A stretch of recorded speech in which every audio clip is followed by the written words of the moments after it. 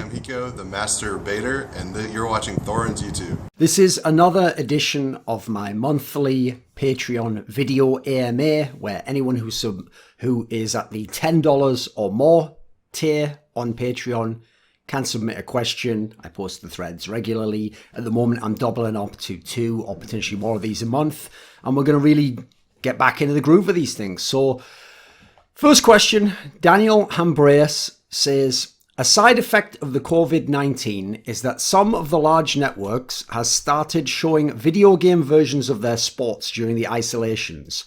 What do you think the long-term effects of this will be? I actually don't think there will be any long-term effects. I think actually the fact that even then, those video game versions of their sport didn't seem to be massively appreciated. It wasn't like people got hooked on it and now are like, wow, I'll keep following this when the real sport comes back. I think if anything, it showed what an utterly worthless cul-de-sac / dead end doing like a sports version of a sport is. Because what makes it really amazing to watch the sports version is that you know the physical consequences of those moves and that some of them feel impossible to a normal person. In a video game, because of the fantasy element, that's just not cool to me. Like, could you imagine if you tried, it would be like if you made Counter-Strike, if you got shot in the leg, you just bleed out slowly and go, I don't know, Sarge, tell my wife I loved it. Like, who the fuck would want to play that game? Who'd even want to watch it? It'd be garbage, right? Meanwhile, if you're going to be a superhero, then why the fuck even just be a soldier? Why not have it so you can jump around like Quake or whatever and have really awesome guns that actually fire where you're aiming them at and don't just have random bullets? Like, to me, the whole angle of like the NBA 2K League, trying to do like obviously FIFA and stuff, like, FIFA is a game that shows it isn't a relevant esports game. Because first of all, loads of people watching it are very casual and don't care about it as an esport. And then secondly, it has like an enormous player base worldwide and can't even break some of the numbers at times of some of the big esports games. So to me, that's a game just run by the game dev, bringing out new versions of the game, somewhat like COD. And that's the whole pop-off element of that sport. So I think, if anything, it didn't show much. Also, who gives a fuck about the TV aspect of it? Like, just go look up the stats. The people who watch sports on TV are like 40 to 60 years old. Young people don't watch it. So even the people who follow that sport aren't going to watch it on TV. They're going to watch it online. So you don't get any of your money because the entire monetization for TV is through the fucking TV. Hence why I always said people never got it. If you think E-League are idiots for not giving you the full stream online, you don't know their business model. That's giving away all the fucking milk when their entire business is like milking cows and owning dairy cows. Like, why the fuck would they give it away for free? It doesn't make any sense. They only have one method by which to make their money. That's the method they're going to use. So TV's outdated anyway, especially for newer things like this. If anything, TV should be going more the route, in my opinion, of like Dave and stuff in the UK or Comedy Central in America, where you just show reruns of classic series and syndicated shows and stuff that older people like, or people who want to nostalgically look back at the 90s and the early 2000s. I don't think trying to hook into the new generation makes any sense at all. It's like when people thought in the 90s, like by showing X Games on TV, that was going to become like the new youth sport. Did it fuck? So to me, it didn't really show anything in that respect. A more interesting question would be what the effect would be on esports after this thing, which I think is just accelerated where esports is going to be in about 5 years. It's potentially made it where once the recession eases off a bit, I think actually you'll see way more investment come in. And at that point in time, we'll be having a mini gold rush, and we could potentially be 5 years ahead of schedule, whereas people were going to slowly have to knock down those barriers, and all the rich money and smart money would start to realise that esports made sense. Although, to be fair, what was always going to accelerate that was things like Flashpoint, abilities to have pay-per-view products, concepts like ProView, which, by the way, I own stock in case people wonder. That's a disclaimer. I'm not just saying it because I think it's a brilliant program. I do think it's a brilliant program, though. So these are the things that, in my opinion, could revolutionise the industry. Now, Bobby says, how do you think NIP would have looked if they had picked up JW during 2015? Now, if people don't know, this is actually that JW had a number of offers to join NIP over the years, as far as I know, but one particular one came in early 2015, because remember, before the Katowice major, which would have been the 5th CSGO major, and remember, at this point in time, NIP had won the previous one, second to last one, when they'd won Cologne, and then they'd kicked Fifth Lauren a few months afterwards, and then come top 2 with Makalele and been around from winning the DreamHack Winter 2014 major. If people remember, they kicked Makalele just before the Katowice major the next year. He'd only played something like, I think he played 4 tournaments with them. When they kicked him, they obviously ended up going with Alu, who didn't speak Swedish. I mean, speaks a little bit because he's Finnish, I'm going to assume. They learn it in school. But they had to communicate in English largely with him. And obviously he wasn't Swedish and didn't have the same social fit that you normally want in those teams, which is the main reason they kicked Makaleli, as far as I know. So I think actually at this point in time, it does check all the boxes. It gives you an AWPer. It doesn't matter that he's a streaky AWPer. So's fucking Makaleli. He's a way better AWPer than Fifth Laren was. They're used to working without a dominant AWPer. They've already got dominant rifle players. They've probably got the best... well, maybe not the best rifle team in the world at that point in time. I would say that probably was Fnatic/LDLC. Dignitas would be up there as well. But they certainly had extremely good players. So he would have been a great fit in that sense. I even think his sort of like aggressive wildcard style would even fit well with NiP and help them reinvent themselves a little bit, because obviously it would offset what Get Right does later in the game. He could have maybe extended his prime a little bit. Listen, there's a lot of positives to it. The problem is this. Would they have been as good or better than the Fnatic of 2015? No. I mean, just because... there's almost no team you can think... I don't think there's any roster move back then you can make that makes a better team than that. Because look at what they accomplished. Like, there's so few times they actually lost. There's so many times on paper they shouldn't have won, they did win. The amount of majors they won is unbelievable. They could have won more even. So, the things that they accomplished that year, they were rightfully hailed as the GOATs when they did that. Like, it was just unfucking believable. So, I think he would have had a worse team career. He might potentially, especially because Get Right started to fall off a little bit during that year, and obviously people like Freiburg and Ziz started to decline more and more, and relative to their peers were nowhere near ahead of the pack. I think actually he might have had a better individual career at that point in time. Certainly that's a team that was a lot more stubborn and stuck in their ways, and he could have done that.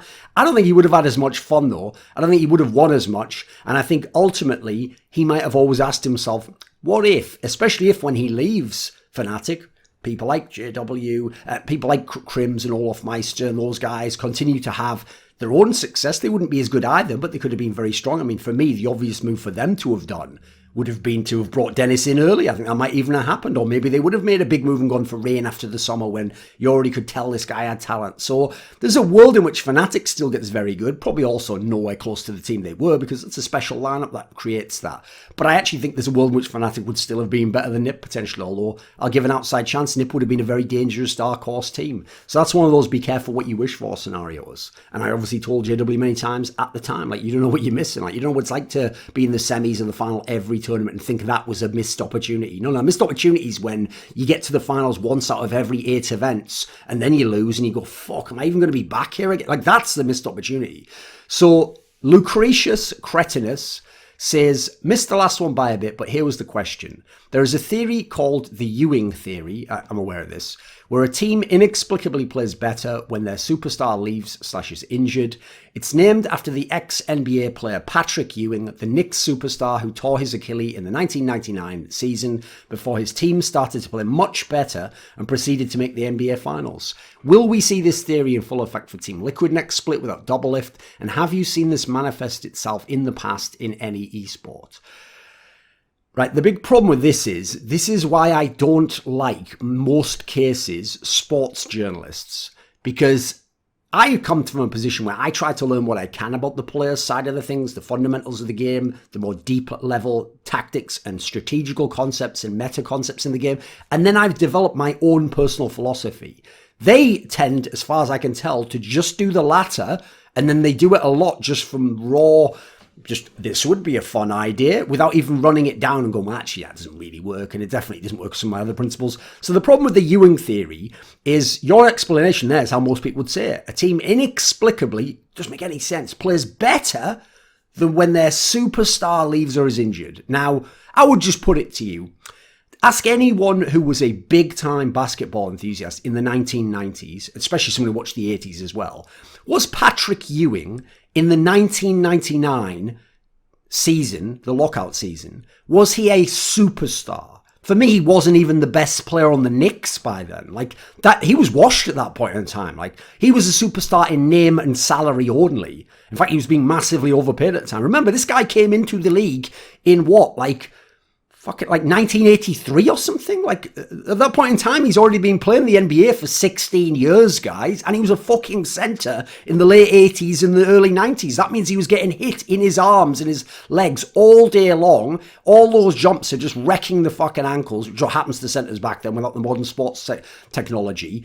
And he also, quite frankly, was a slightly overrated player anyway, in my opinion. Like, he was a good centre, but to me, he was always a throwback to the 70s, the 80s anyway. And the problem he had was his best teams were in the fucking 90s. And at that point in time, it just didn't matter as much. So I actually think already he was mad washed. I think if you take him out of the team, if anything, you're not just wasting fucking touches on an old-ass guy running up the court. Like, I could totally see why. If you look at who they had on that Knicks team, they were loaded with, like, shooters and guys who were fucking slashers and people who wanted the ball. Like, it makes sense to me that team just hit a miracle run, made the finals. Didn't win. By the way, it probably had no business making that finals. Like, I still think the Pacers were better than them that year. But you know what? As much as everyone loves Reggie Miller, that's because they only look at the shots that went in. They don't look at the game sevens, they close out games when he just shit the bed or he just didn't fucking do anything, because he wasn't that sick a player. He wasn't an all-pro player. He wasn't someone who's getting in the all-pro first team, and with good reason. Like, this is a guy who should have been your second or third option. Then you've got a chance to do something. And if your first option is fucking Rick Smits, yeah, I'm going to go ahead and say game over, although to be fair, Rick Smits was a better player than Ewing at the time, in my opinion. Although I don't know, defensively, probably I'll give the edge to Ewing. So, to me, I would guess, it's not a team I've studied intricately. I didn't think it was that interesting a team. As soon as Pat Riley left that team, I didn't give a fuck. I would probably say, first of all, you're probably underrating people like Alan Houston, Latrell Sprewell. Was Latrell Sprewell even on the team? Yeah, he must have been. What I would just say is this. I think that actually explains a lot more what you're talking about, which is that sometimes you have a player who was the foundation of the team, and when you remove him, because you can't operate the team in the same way, you play a different way, which in the short term might be better. In the long term, I don't think it's going to be. So in terms of, presumably you mean esports when this has happened, I'll give you one weird example, which is that Lurpus's team, which was mainly called like PyState or WinFact, the team that he made from like 2011 onwards, where he got his brother Narsu back in, then he brought in Basic, and then he had Aslak was the star opera of the team. It was a team that was like always on the brink of doing something, but never quite did, partly because Aslak was mad overrated at the time, and Narsu, his brother, didn't really put in the hours anymore. And Lurpus himself had just come back from the US and time off and was doing school, as far as I know. Lurpus had to skip a Copenhagen Games in 2012, one of the last years of the game. And his team that had been right on the brink, it'd been like a 5th to 8th sort of team, and they could maybe upset you and get a top 4 if things went well. He was out, and obviously he was the IGL. He's one of the great IGLs in history, definitely the best Finnish IGL ever. And he was the main reason that team had its structure. When he went out of the team, they actually just basically fragged out at this event and just had a whole bunch of crazy close games and flukes and victories, and they got way deeper in this tournament than you'd ever expect they should. They placed ahead of some of the best teams in the absolute world. Again, it was like a BYOC tournament. It was one that wasn't on a massive stage and stuff. So there was a lot of factors to it. It was a one-off run, like it wouldn't have happened again. Now, funnily enough, at the time, every shitter was like, Lepus must not be good. It's like, you don't seem to understand the way the fucking world works. I mean, for a start, every opponent playing them didn't know who they were playing, right? They weren't playing Lepus's team, the backbone of the entire squad. So there's one I'd say is not a bad example. Typically, you don't see it happen that often, though, for obvious reasons. Will it happen with Doublelift, you ask? Here's the thing. I actually think without Doublelift, they will be better than they were with Doublelift in spring, but that's not saying much. Would they be better than they were when Doublelift was good in the past years? I don't think so. But I think that all depends mainly on my man Jensen. If Jensen wants to play like he did in Cloud9, like 3-4 years ago, and they play around him with Broxer, and he is willing to take a responsibility for Broxer, because Impact can't do it, and the rookie AD carry can't do it. If Jensen's willing to do that and say, you know what, let me see what Niski and Blabber and Sven did, and I'm going to make it so that we're not going to play that style, but I'm going to make sure my jungler works around me a lot, and the two of us get really rolling in these games. They could be much better than the last lineup with Doublelift, and they could be the best team in the league. I mean, that is absolutely on the table. The pieces there. I don't think that necessarily will happen, but it's the possibilities there. I could see that being a case where removing someone who, again, defined the whole team style but wasn't in his best form could end up helping you in the long run. Soliko says, it's a CSGO question, by the way.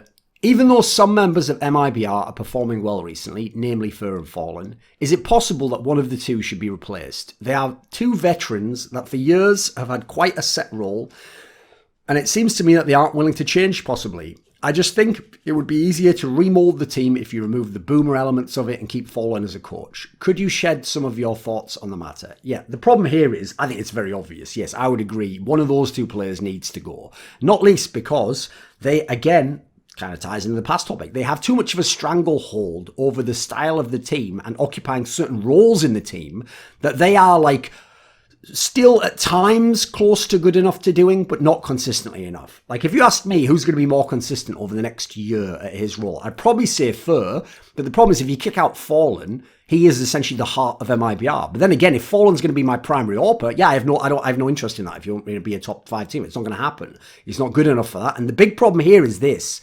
When Fallen goes to being just an IGL, he hasn't been calling the kind of strats that I'd want him calling since 2015. And when he, in those years, would give up the AWP to other people and would just be a role player, he wasn't a particularly good player. He was a good IGL, a good playbook IGL. Wasn't a good player overall, though. Seems like a lot of his impact, in the same way as I actually think he made his teams look better than they were with that crazy AWPing style. I also thought the numbers reflected that he wasn't that insane an AWPer. Like a lot of it was using his brain, using his fast reflex, and then getting the fuck out of there, not just staying there like an AWP and taking all the shots in a row. So, to me, the problem is, you're damned if you do, you're damned if you don't. If you kick Fur, you better be bringing in Yuri, Keserato, these level of players, Phelps again.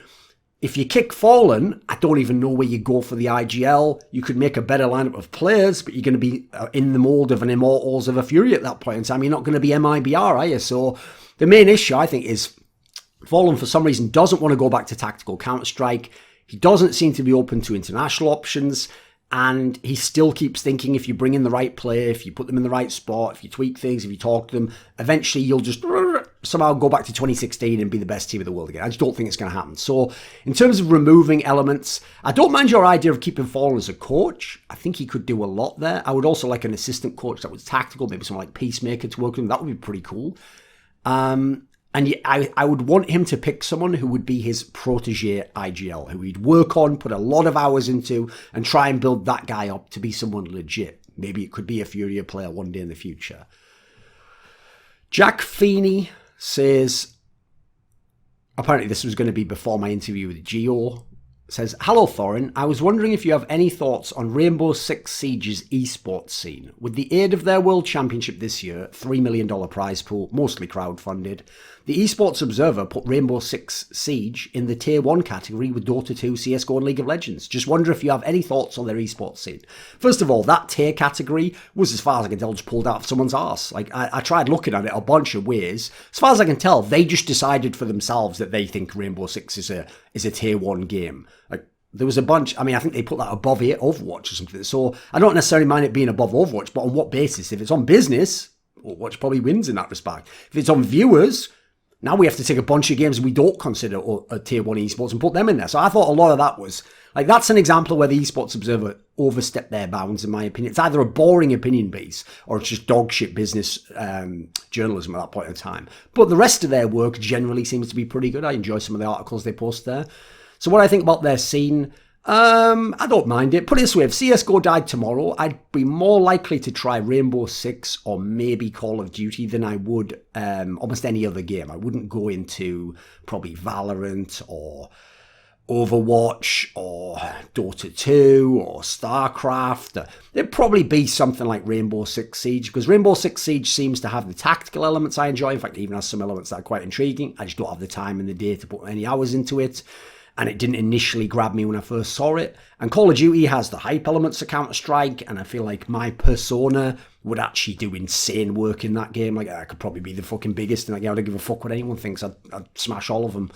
Just the point is, do I want to be in the game that is fucking bro scienced to the max? I don't know about that. That's not really sort of my scene necessarily. I like to be the one doing that and be the only one who's on the banter angle, etc. I don't necessarily want to be in a scene where, you've seen how low quality some of the banter is in that scene. So I think Rainbow Six has some niche appeal to me. But right now, where I am in my career, I've got 2 main games. I follow some games on the side, and I'd rather just study the history of those games and get better at those games. I'll choose to pivot when I choose to pivot, and if I feel like it. So I don't have anything against the game. I do think it has an issue that doesn't seem to have any overlap with other esports games. That's going to be a big problem for it overall.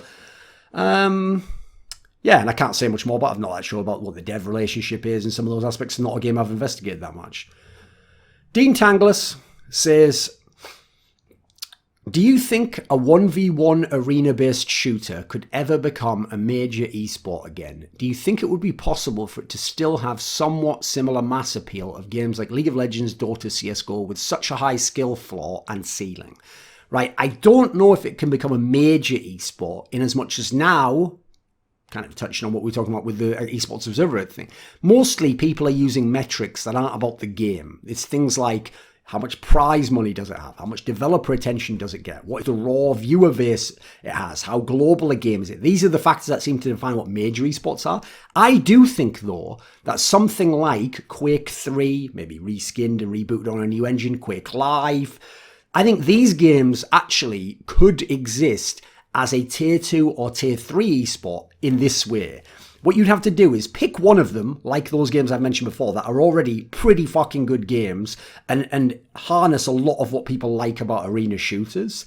Then you need the game dev or some third-party organization to be able to raise a lot of money initially to launch the league and show that this is serious, so that the pro players like the Cooler, Rafa, Cypher, all these FPS pros do a big comeback and go all in for 2 years. When they've gone all in, you've then got the personalities in the game that you could then show off the skills of this, right? Then you probably need something like, let's say on the circuit, let's say we have 10 stops. Maybe 3 of those stops need to be pay-per-view. And the idea is people would watch 3 or 4 stops for free for the first few months. They get in the storylines. Then you'd have a big pay-per-view. There'd be a whole bunch of prize money on the line. Then people go back to the free stops. It would be advertising for that. Then you'd have the big finals that have to be free for everyone. Now, the reason why I think you could do this is if you had the money and you really got the pros to invest and you had the circuit and some of these pay-per-view monetization options, I think actually we're at a point in time where you could get enough crossover appeal of people where if you timed it right, in the same way as people watch TI who don't follow Dota, people watch Evo who don't watch the fighting games, people watch League Worlds or the CSGO Major,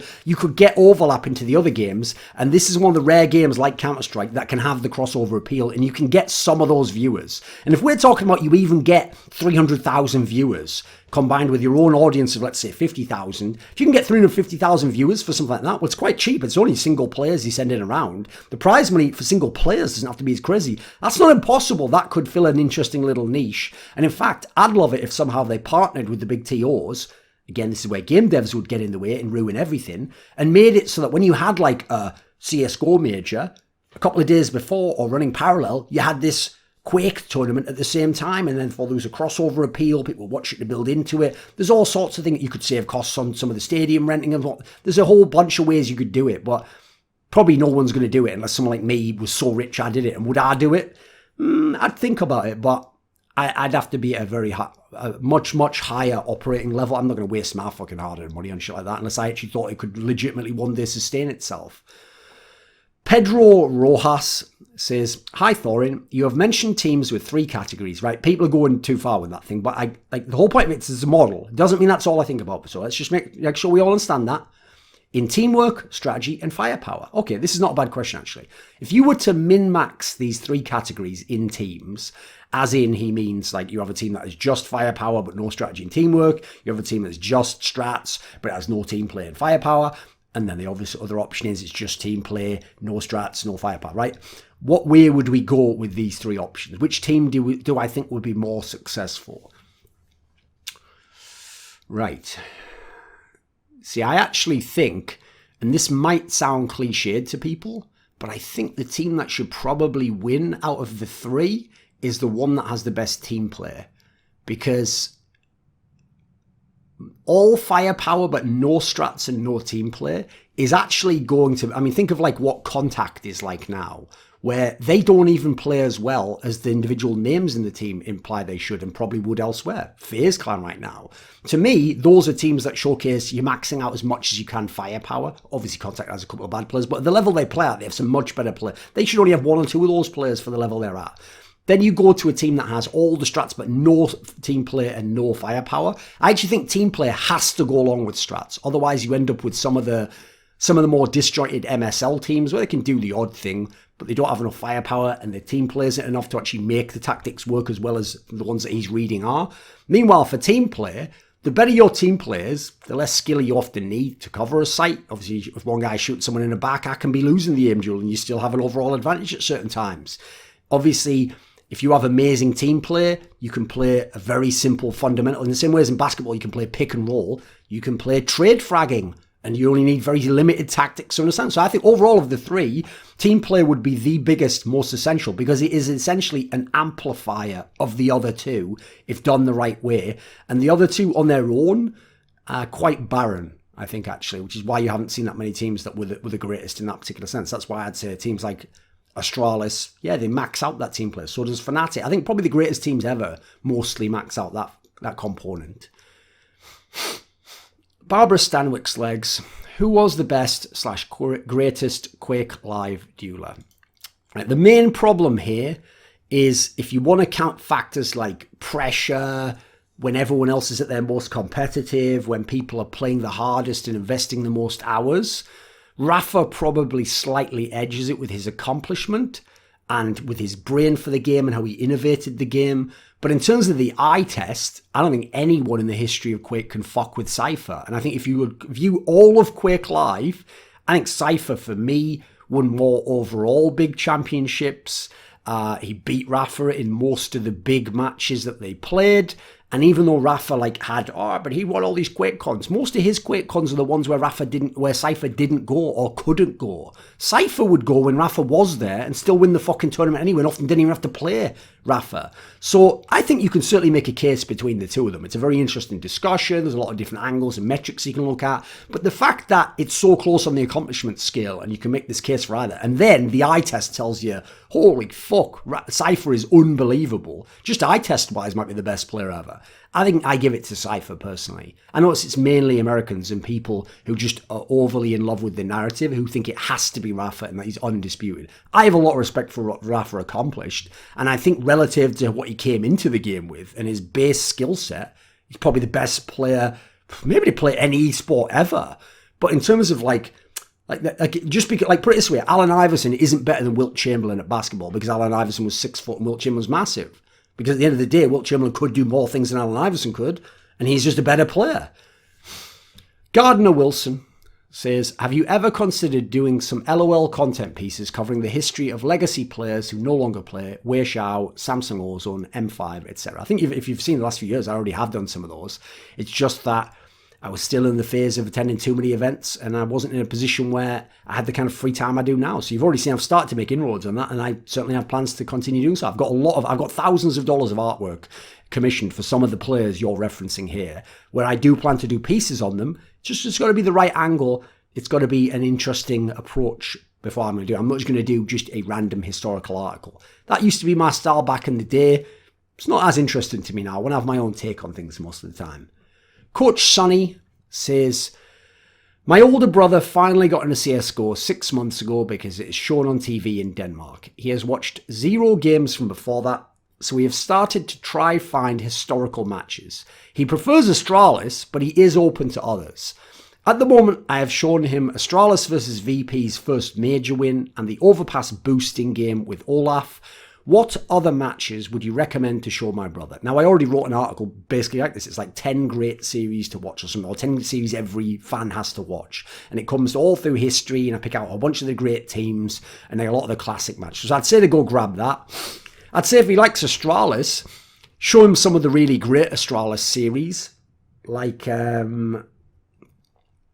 in this more recent period, I would obviously show him the series against NRG in the semi-finals at the Major. I would maybe show him a series against Team Liquid at New York. That was a pretty fucking banging one. I'd go back and show him from the earlier days, so show him against the classic Fnatic. Not the classic one, but the Dennis one in 2016 MLG Columbus. Go back to 2015 and show him when they're playing in the ESL Dubai Invitational against Virtus Pro. Hell, go and show him some Dignitas games. Go show him when they used to get thrashed by NIP, so he appreciates who NIP were then, and that those players have fallen off now. and who Astralis were then, and how much they had to develop and what they had to overcome from being, some of them being chokers, some of them being too young, some just hadn't performed at that level yet. So I would say some of those games would be classics to watch. I'd also say in history, you can't really go wrong if you pick out the best games from the Virtus Pro Core or the SK MIBR Luminosity Core. They've often had some really classic matchups that have made for really great games over time. If you want to show them star players, show them Prime Kenny S, show them Prime Guardian, so 2016 for Guardian, 2015 for Kenny S. These are the ways you draw people in. They're just great games to rewatch as well. Problem is, if you go back before about 2015, just the engine and the way it shows the game is not going to look as good, quite frankly, and the casting's just much worse back then. Scott K says, I feel a substantial part of why your content appeals to me and possibly others is relatability to someone on the spectrum. Like, that's an insanely subjective comment to make, by the way, mate. Maybe just comment on yourself.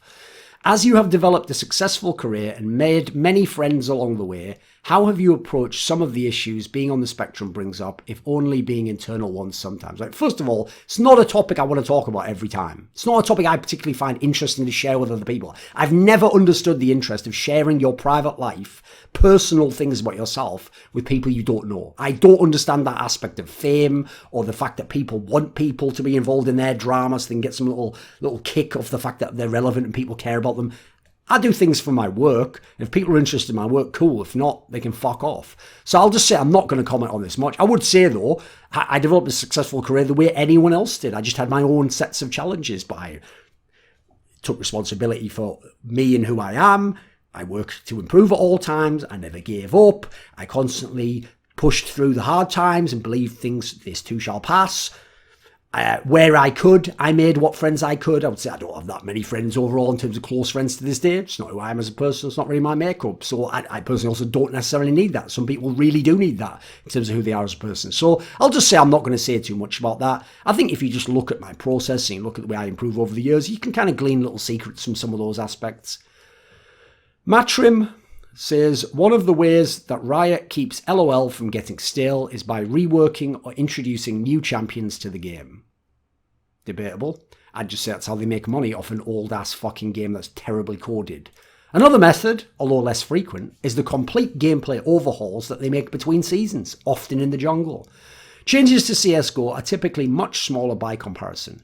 Why do you think CSGO is able to retain player/viewer interest in the game without as many changes? And what are your general thoughts on Riot's more drastic approach? Is it sustainable long-term? Right, yes, first of all, the latter part. It's clearly sustainable long-term because it has worked long-term. I don't think it's a very good approach to converting people to esports viewers. Like, I find it way less interesting that Blabber can look like the best jungler in the fucking world in some of his games. Meanwhile, someone like Tarzan, back in the day Score, would essentially have had a lot of their next level understanding and knowledge of timings and reading the map reset between years. That just gives the edge to a Blabber. That's fucking whack. Like, that actually sucks. So I'm not a fan of that generally. I think that's a bad approach for esports. The reason why I think CSGO retains more of a viewership is because it doesn't fuck with the core elements of the game. It lets you build up experience. It lets the past matches have more of an impact on matches now. It means there's a metagame that develops organically and in step with itself, not just the game devs' whims or how to make money off this skin of someone showing their fucking arse at a pool this month. Like, I don't think any of those things are appropriate to the esports world. So I think CSGO is just a better game. It's a better viewing experience. It's got a better scene with tournaments in. Who gives a fuck about watching best of one round robin leagues that lead into just one playoffs ever? Like, this is just garbo. Like, I think there's a lot of factors that, some to do with the game, some not to do with the game, some to do with the approach. I don't think Riot's approach is very good. I think it's good for making public player games and making a lot of money off skins. There we go. Jerky's Minion. A lot of, by the way, you notice I tore down the assumptions there. I don't know why those assumptions would exist, but whatever. Jerky's Minion. A lot of former pro and second tier CS players have shifted over to Valorant, but seem to really hate the 3 bomb site design over the 2 bomb site design. Can you please elaborate as to why this might be?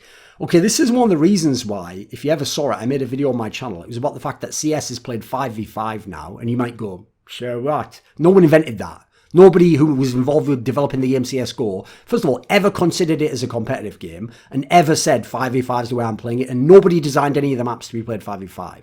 So essentially, some of that's luck, some of it's happenstance, that's why some maps weren't selected, that's why some maps were kicked out of the pool, Aztec perhaps.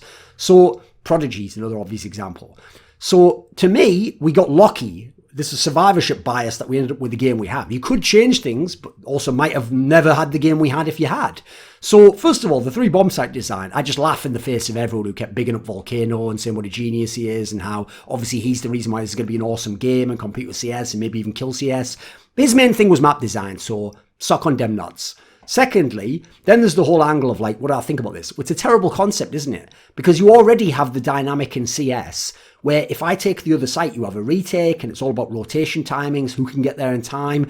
That as a result, you have to gamble more if you can't get there in time. Like if I play long A on DOS 2 and they're coming into B, in that scenario, it's really hard to even delay them so I can get all the way from long A through to B unless I just can literally kill people. So to have a third site thrown into the mix, and then not only that, in a game where so many of the people playing don't even have a Counter-Strike or an FPS background, yeah, you shit out of luck. It's going to be terrible. And people are going to come over and people are going to hate these aspects because that's the thing about Riot Games. They always have to reinvent the wheel. They can never just take what works. Even when they do that, they have to go, hey, I've got a good idea, and fuck it up completely. So I don't think the people at Riot Games are good at making games, are good at designing games. I think Volcano's a guy who just made a map and was involved in the process. I don't know why that would make him some expert game designer. Not least because there are no expert game designers as far as I can tell. There's people who made one game, it happened to work, usually not for the reasons they expected. There is no guy who just keeps coming back. He's like the Christopher Nolan is in the movie world. Who just every movie reinvents himself and it's genius and it hits the mark and it's top tier. And you totally get there is no guy like that. He doesn't exist because so much of it is like viral elements of what just becomes popular, what catches fire with people's imaginations. So I think it's just a badly designed game in general. It's trying to do that thing, much like Overwatch, where it's trying to be all things to all people, and as a result, it's nothing to anyone. It's just a fun game, as far as I can tell. Daniel Hambrace asks, a popular saying is, the best swordsman doesn't fear the second best, but the beginner who holds the sword for the first time. Historically, an answer to that problem was to have a style of sword fighting in which you attack first, then continue, and never giving them a chance to do anything against you. Core tenet being, no man defends himself without danger. If you have understood this, he cannot come to blows. In CSGO and LOL, how do you think a team should play to ensure no one worse than them can get a fluke win against them? Right, in League of Legends, it feels obvious, which is in metas that allow scaling, you should essentially play so that the compu draft is based around scaling, and then don't ever take overly risky engagements or skirmishes where you would have more than, I'd say, a 30 or 35% chance of losing them. In that kind of a scenario, if you have the superior team, if you have the superior players, you should essentially be able to parry, neutralize, ignore most of what the other team does, scale up, allow the game to make you incredibly strong, and then use that, your win conditions, your power spikes to crush them completely. Most teams in League of Legends to this day don't play around their win conditions and power spikes. The few that do are the ones that are amazing. G2 was a classic example. In CSGO, actually, I think Lurpus nailed this years ago. If you're playing a team much worse than you in skill, you make the game all about skill. So what you do is you pog the game. I actually think at that level, one thing people massively underestimate is you play heavily around weapon denial. Like you run guns back to the spawn at times if it's early in the round. You don't let the enemy pick up a gun. You play bomb site denial. You don't play retake as much. You just stay in the site. You don't let them get the bomb down. In a 1v1, you don't let him plant the bomb unless you can literally kill him while he's planting it. You follow certain principles. I could make like 10 commandments of beating lesser teams. And this generally is a better approach. You don't let them anti-strat you because you're not doing strats. You're doing basic reads of what they are doing.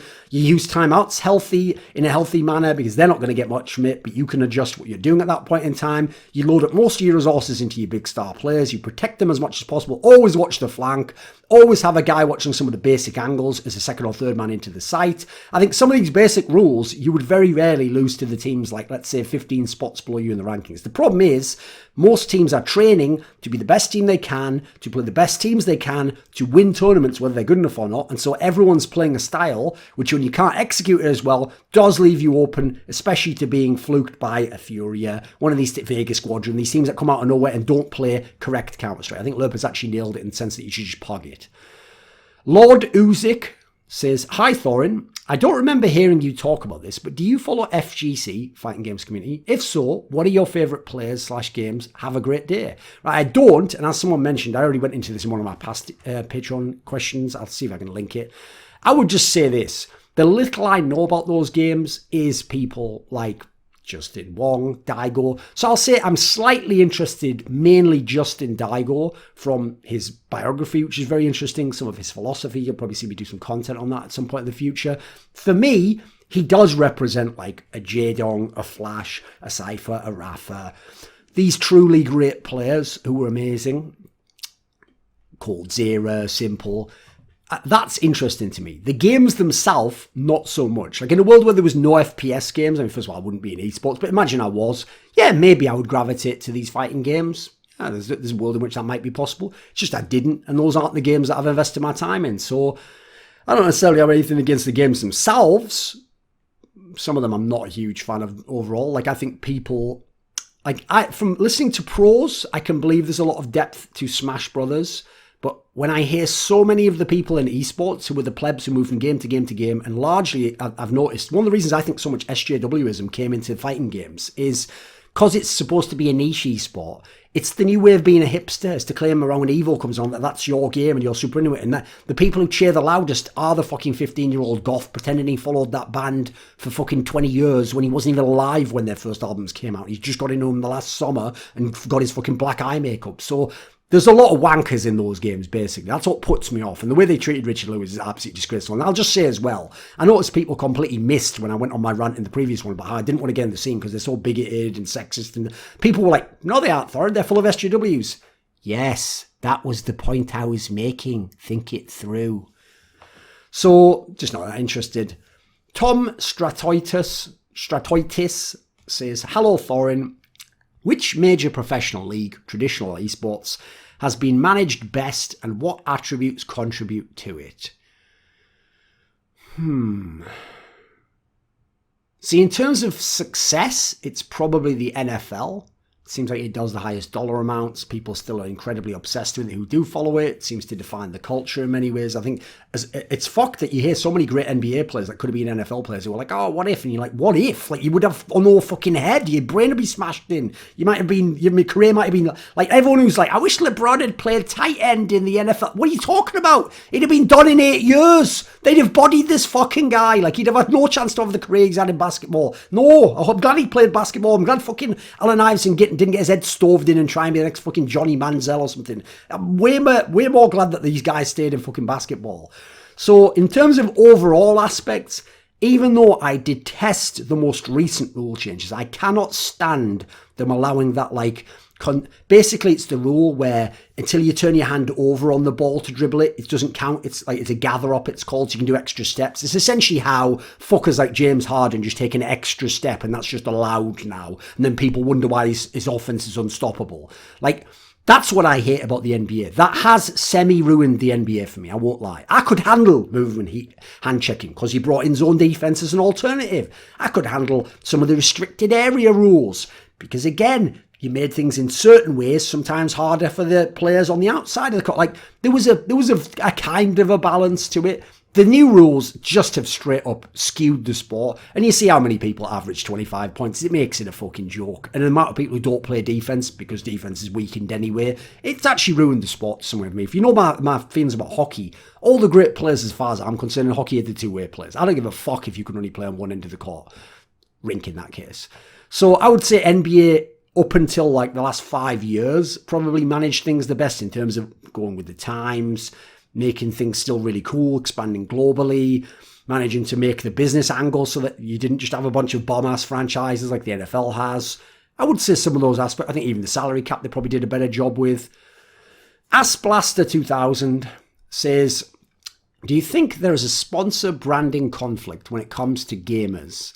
From the discussions that many content creators have online, it seems like the content and personalities that gamers enjoy don't really line up with branding that sponsors typically want. Yes, of course. The whole reason why politically gamers got drawn into all this bullshit political correctness like 4 or 5 years ago is exactly because gamers at their core are people who are willing to stand on the outside of society, who want to play in a world where you don't have the same rules and restrictions that you have in your job in real life. It's a way to let off steam, right? To go into a fantasy world, escapism. So as a result, these people by default, if you believe the world of Twitter, Twitter is like the fucking Matrix, by the way. If you go into the Twitter, the SJWs are the agents, they're moving around, they're banning people, you can't fuck with them, you can maybe bend their rules, but you can't break them. Like, you would think everyone agrees with them, everyone loves this Matrix. They don't. It's just that you have to get to fucking Zion, except in this case, Zion is all the actual gamers. Those are the people who just have been silenced, who have no voice.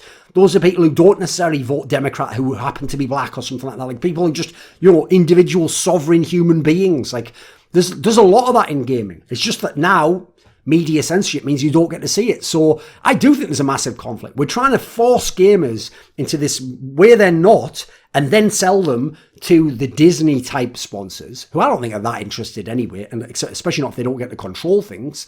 Instead, I think we should be going like the UFC did. Go in your own lane, sell to that lane. That's what makes more sense to me. So I agree. I think generally that's the case. And I think the failures of the people who tried to sell the Disney crowd bear out what I'm saying.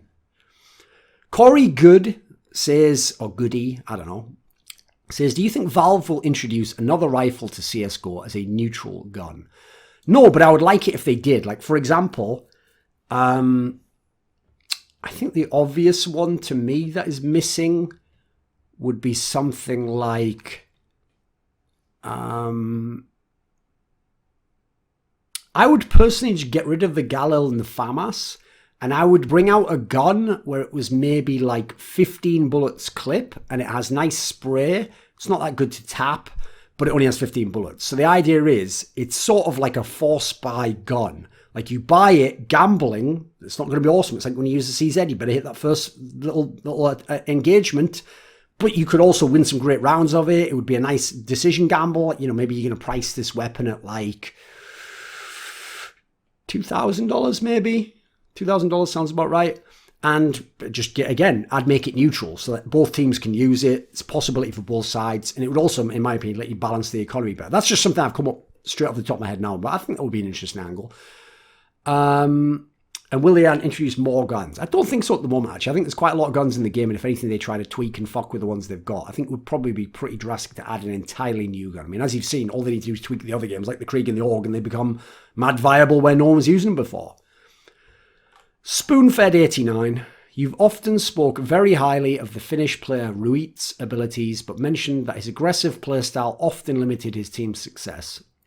Was this a conscious choice on his part to be that aggressive in game, or was it just inherent to who he was as a player and person? And in your opinion, would it have ruined his game if the aggression was removed?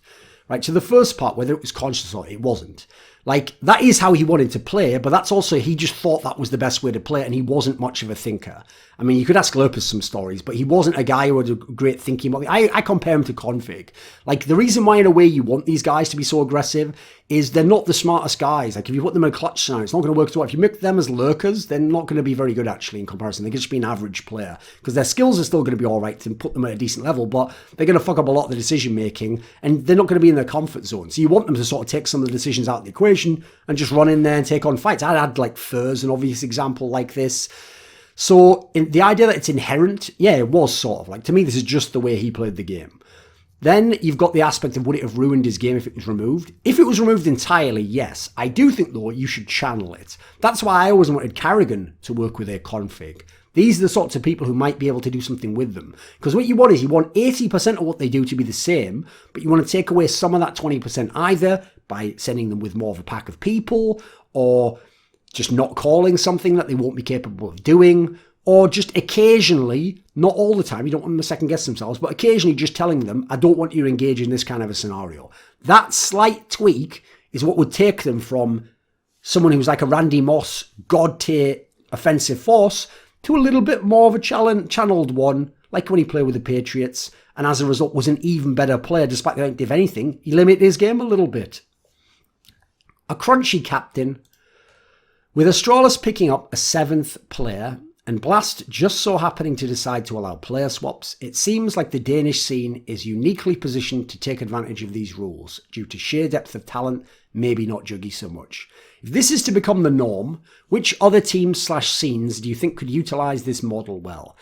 Right, the obvious places are Sweden, Brazil, Is there another one? North America, Russia/CIS. The reason why these four are the most obvious is they have enormous player bases. Typically, they want to have people who speak their language anyway, and there's going to be loads of people who can speak their language. There's also a lot of pros, including on the fringes. And in fact, these are the most talent-deep scenes, and therefore the players you pick up on the fringes might even, unlike Druggy, end up being one-day legit players who level up by playing with you and become quality players that could be used, if not at that level, but the level below. So I think they're the obvious examples. And if some of those names shock you of the countries and regions I'm picking, you might just realize then how poorly the business or the team element has been run in those regions to misuse that talent over the years. CIS/Russia is a classic example. Hands on Keyboard says, I understand you have an appreciation for the occult, psychoactive drugs, and general philosophy, which attributed to your enjoyment of Dune. Actually, I read the Dune series long before I knew anything about most of those topics. I was wondering if you had ever read Gene Wolfe's work and what you thought of his blend of ideas. I've never read his work whatsoever. Failing that question, what are some of your favourite sci-fi books/series? Right, if you want actually a guy who could do real work listing off interesting and good sci-fi books, the guy is actually Semler. Semler knows fuck tons and has read most of the classics in that series, including like 70s and 60s stuff. I'm more selective. Like, I don't have particular genres I'm like obsessed with. The only reason I know so much about superheroes is because too many comic books are just about superheroes. I love some of the like criminal Ed Brubaker stuff, for example, that has nothing to do with superheroes. So, and obviously all the Jodorowsky stuff. But I would say a few classics, like the Dune series, the entire 6 books is absolutely worth reading. It's one of the greatest, if not the greatest series ever written. I would also throw in the Hyperion series. I think that's actually, the first 2 books especially, like you won't know where those books are going, but the way they're told, there were some of those stories where you're not even bored when they switch between characters and, you was just getting to a good part of one character. They're so well written and so interesting in terms of the character development and depth. I actually found them quite poignant, quite moving at times, despite the fact they're sci-fi books. What else are we going to chuck in the mix here? If you're a fan of esports games, I definitely suggest one of the Culture series, which would be the Player of Games. Just right up your alley if you're in that sort of shit. Similarly, Ender's Game, doesn't matter, it was written for teenagers. You're going to love it. It's pretty. I don't really know what there is to not like about that. I even thought the side plot, which they sort of tried to explore a little bit in the future books about what his brother and sister were getting up to, was really interesting in and of itself. It was definitely a unique take on it. What about other sci-fi? Now, I do think he gets a bit overrated, but I do quite like some Philip K. Dick books, just because the premises and some of the concepts he goes for are just so out there. I mean, Valis is a good example. A Scanner Darkly is an obvious pretty good example. Most of his big books, basically. Just go check them out. You can even usually buy like one of those massive tomes that has like 10, 15 of his stories in. You can get them probably quite cheap in that regard. And there's going to be a million secondhand books on eBay, etc. Would I pick one more? Maybe I can chuck one more book in here. What should we go for? If we're going for sci-fi, science fiction. All right, how about this? I'll just say that. If you're someone who's only reading books and you've never explored comics, I would say to check out The Incarl, Techno Priests, and Meta Barons by Jodorowsky. It's not going to be anything like comics you've ever read before. Meta Barons particularly is going to be right up your alley if you love sci-fi. And Techno Priests is just such a unique story. You've never read anything like it. So there we go. How about those? Julius says, if you had to coach a League of Legends team but could choose from any region and any time period, which team/teams would you like to coach and why? Are there any contenders you think might have been able to send over the finish line, or would you choose a rookie team to influence the players from the start, as Grabs mentioned on the Crackdown?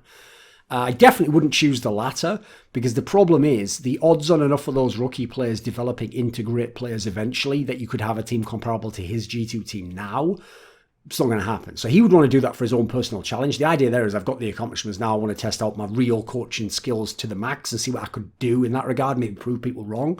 I'm not trying to do that overall. So I would just say, maybe people know the story. I did a video about it. I was asked, and when I say asked, they literally just offered me the job multiple times. I turned them down multiple times. They came back with even better, even sweeter deals each time, including that I could have done CSGO events as an analyst on the side and have some say in picking the team. I could have been the coach of Fnatic League of Legends in Season 5. I chose not to. I turned them down. I told them it wasn't the right move for both parties. And when they asked who I could recommend, I suggested they do a public. posting about it, taking as many, like casting the wider net as possible, and that's how they found Daylor, actually. So, just an interesting detail. But the reason why I even considered it is because I considered it where, even though I actually knew, and this is why I knew better than orgs at times, that there was going to be no Reckless, there was definitely going to be no Expecate, and probably Soaz was going with Expecate as well, and I'd even heard from Fnatic that Yellow Star might retire. Because I knew that I wouldn't actually get the Season 4 Fnatic, I wasn't really interested in it. Like, basically, there's only one player I really wanted to coach in that team, and that was Soaz. And that is because I've always thought Soaz wasn't used correctly as a player. I think he should have been made more of a carry threat. I think his secondary components would have come and kicked in later years anyway. And I think actually nobody who's a coach ever truly understood how to maximize his genius for playing matchups no one's ever played, including him, or champions he's never played. I think that should have been the versatility combined with being one of the best of your role, and then having Reckless and Expect here, you could actually have made a run for the World Championship with that team if you'd done it the right way, in my opinion. Plus, Yellow Star wasn't used correctly in that lineup. From the things I heard, they should have given him more of a shot-calling voice and had Expect and Soaz just do less of that, whereas the problem is they were just the gods of the game at the time, so they got to have too big a voice. I think you could have made the same lineup even more successful, and in the era of the Koreans, etc., if you'd have done this, you think you already saw it, quite frankly, in Season 5 with Expect and Soaz, when they let Mithy do some of those things and listen to him more. So,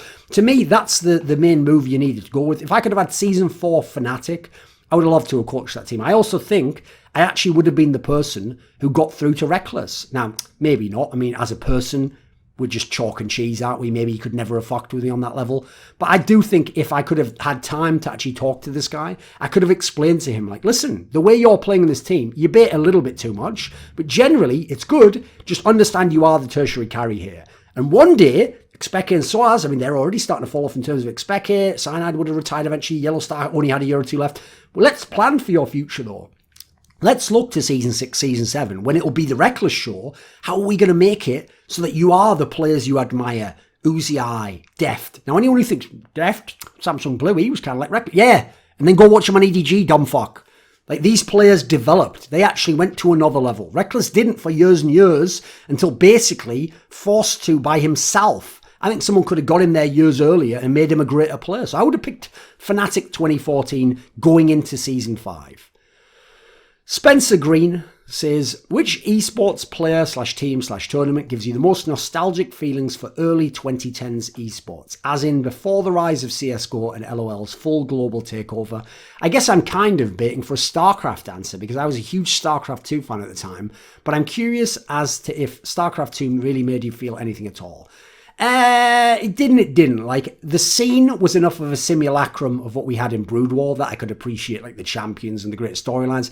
As a game, I genuinely think that is Babby's first RTS. Like, I think that game is legitimately, even now, after having seen years of it, and having all the chance in the world to develop and millions poured into it, I think that is literally half the game Brood War was. I think I would actually compare that. I think that is like Quake Champions to classic Quake, if you know the analogy there. So, not a fan, personally. Even so, if you want a StarCraft 2 name, the obvious one that comes to mind, there's two, I think. One would be MVP. I think just the way, it's particularly the way he played in those last two GSL runs, where he had no business making the final. His arm was fucked, and basically, as a pro even, people in theory were better than him. The fact that he almost won both of those, and I think he would have won the second one against Life if Zerg wasn't so OP as fuck at the time. That is unbelievable shit. That goes up there with the all-time great achievements in any game by any player. The other player I would pick out for StarCraft 2 is Nanawar. That's because, first of all, he was actually a personal friend of mine. I mean, this is a guy where, if you remember, the same Katowice event where I was fired before the first day started, he played his first game and then immediately got booed off fucking stage, and we were both just holed up in a hotel room talking about the future of esports, watching the League of Legends tournament, because at the time he thought he was going to pivot to being a League of Legends player. He's a person I sort of did a bit of mentoring, a bit of personal coaching with, tried to work on his mentality, and all I'll say is, before I got him, he had that year where he couldn't place better than top 8 in any tournament and was not winning anything. Then all I'll say is, when I got him, he made a whole bunch of top 4s, he was right back into his prime. He looked fucking amazing and could have done some truly great things if he'd have ever had an OP meta in the same way that Stefano had his Zerg meta. So, Yeah, I'm not saying it was just me, but I think I had an impact. I think maybe I pointed him in the right direction and he was willing to walk the walk. So I get nostalgic for those reasons. It's one of the rare times I heavily involve myself with the players' career. I've done it a few times in CSGO. All I'll say is most of those players have won majors and been the best team in the world. So again, guess I'm just lucky. Must trip over and somehow have an impact on people. In terms of the other people I would pick out, first of all, I'd have to pick out some CS and some Brood War people. So from Brood War, obviously I would pick out like JDong, Flash, Bisu. These were just the greats. I mean, I love how different they are as players. I love how crazy their matchups are, the little triangle they had going on. They all won many championships. They all were the defining players of their races in some ways. In Counter-Strike, obviously I can pick out classics like Na'Vi, pick out Markelov. Edward's probably actually the most underrated player from that area because of idiots at HLTV.org just decided to be hipsters and do bullshit like let's give the award to someone else for the storyline approaches in 2010 with their hit top 20 list.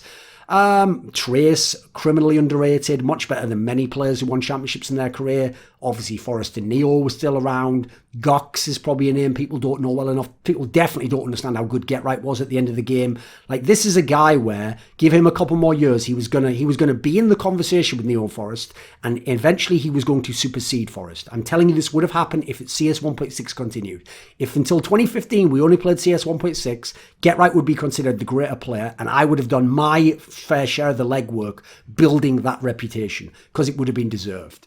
So there's some of the names that I think kind of give me a nostalgic feel. I'll say the IEM Global Championships, World Championships were big events back then. World Cyber Games obviously still was relevant back then, had its own feel to it. I Am 24 says, do you think if we divided most of the CSGO tournaments into regional events, Europe and Asia, we're obviously doing this all night already, it would fix the burnout problem?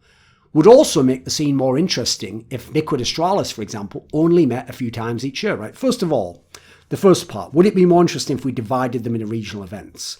No, because personally, the only region I would care about would be Europe. I wouldn't care about North America. I wouldn't give a flying fuck about Asia or a CIS region. So that would just make me less interested in those regions. And so, for example, if Navi's the best team in the world, I'm probably not even going to watch them, even if they're the best team in the world, because they're playing shitters.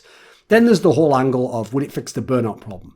The burnout problem is due to a mixture of travel and how far the distance between the travel is, and then the fact that people stack and say yes to 3 or 4 tournaments and you can't know which tournaments you're playing in. We've already sort of addressed that with the Blast ESL Flashpoint thing.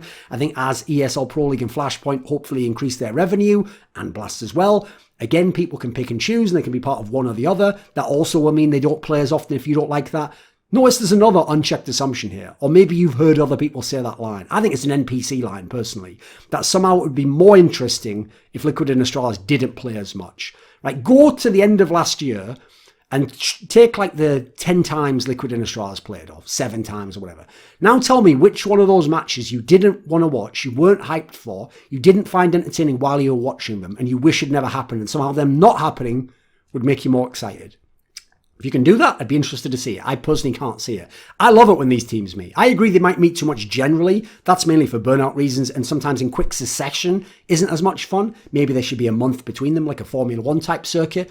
But other than that, if they meet once a month, and in the semis or the final or the quarterfinals of a tournament, I'd be down to watch that till the end of time, as long as they're still the great teams that they are. So I just come from a different school of thinking in that one. I've never understood the angle that's less interesting in that respect. You yourself could choose not to watch some of those games if you think that will make it more interesting. Final question is by Underwater Gypsy, and he says, who is your favourite for the upcoming LPL versus LCK tournament? I think Faker is going to extend his current lead as the greatest of all time by taking this one, but maybe China has something to say. Right, I've got some bad news for you there, which is, first of all, reminder that Korea has not won a major international tournament since Season 7 Worlds. Yes, that's it. That's the last time they won a major international tournament. 2018 was China winning. 2019 was Europe and China winning. If it had been played now, which is what you're asking now essentially, I think Europe or China would win. So the big problem here is, I'm not sure where you're coming from in this one, but the style of play in Korea is so far behind the elite Chinese and European teams. It is embarrassing. They are literally, their coaching staff are a fucking disgrace. The way they draft is a disgrace. The way they utilize their players and build their teams is a disgrace. Now, yes, Riot fucked them in the ass and took away a lot of what made them strong and a lot of the things that fit their style, that iterative process, the flowchart approach. Whereas always, China and Europe's best were more in the vein of an artist, just painting a picture, just going with what his passion tells him in the moment. The Koreans were always a scientist. They were always the engineer in that regard. So I would just say, I don't anticipate any of the LCK teams will win that tournament, quite frankly. I actually think the most likely to win is either Top Esports, who I actually think has the best roster and should be the best team if they can get their shit together, and definitely don't do a fucking lane swap like they did in Game 5 of the finals. If not them, probably Jingdong, I would say. IG have an outside chance because if the Shine Rookie ever turn up in God Mode form, we saw this at Worlds, anything's possible. That's how insane those guys are. But Jingdong certainly have everything across the board, and particularly they have the jungle strength that, with already some amazing players in top and mid, they could really do work there. But I personally would take Top Esports to win the tournament. That's the last of my Patreon questions for this one. Quick turnaround. I gave you about a week again to submit the questions. I'll immediately put up another question thread in due time, but I think what I'll do is I will wait until the beginning of next month when the pledges have been charged, so everyone can jump in on that one, and then we'll get all the questions and we'll do them in a pretty quick turnaround again. This video was kindly supported by Alexander Rao, Dean Tanglis, Emanuel Särnbratt, JDubs, NateDOhDoubleG, the Puyallup Tribe, Tobias Bernasconi, Xinged, and a special thanks always goes out to Jerky's Minion. Do you want to suggest a topic or a guest for my shows? Maybe ask a question in my monthly video AMA? Do you want teasers? Who are the guests on my next content? Maybe you want to take part in one of those donated discussions with me where we go really deep into the weeds. Well, if so, put your money where your mouth is and join the Scrilluminati today in the description box link below.